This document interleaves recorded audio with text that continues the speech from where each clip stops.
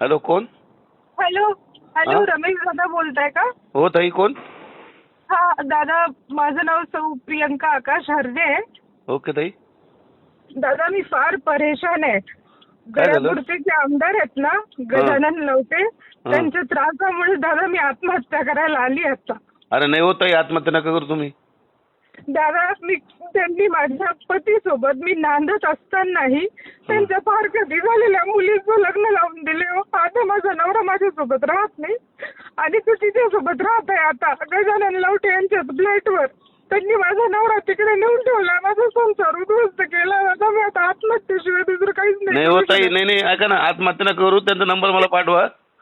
Hello दादा मी एक हिंदू खाटीक महिला आहे दादा. हं. तुम्ही एक मराठा आहे. ओके माझी ताई. मोठी भाऊ म्हणून मला मदत कराल का please? 100% ताई, 100% ऐका ना, तुम्ही रडू पडू नका. 100% तुम्हाला मी ऐका ना, त्यांना फोन करतो आणि तुम्हाला न्याय मिळून देण्याचा प्रयत्न करतो बरं का.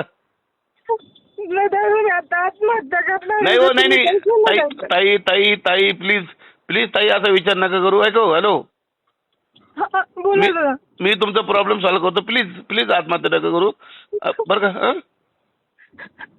हॅलो. ठीक आहे दादा, प्लीज काहीतरी करा, मला ओके मदत ओके करा. Okay okay. नाही नाही ताई, ऐका ना, नाही नाही, असं नका करू. ऐका ना, कोणत्या पक्षाचे? ते उभाटा गटाचे आमदार आहेत दर्यापूरचे, गजानन लवटे.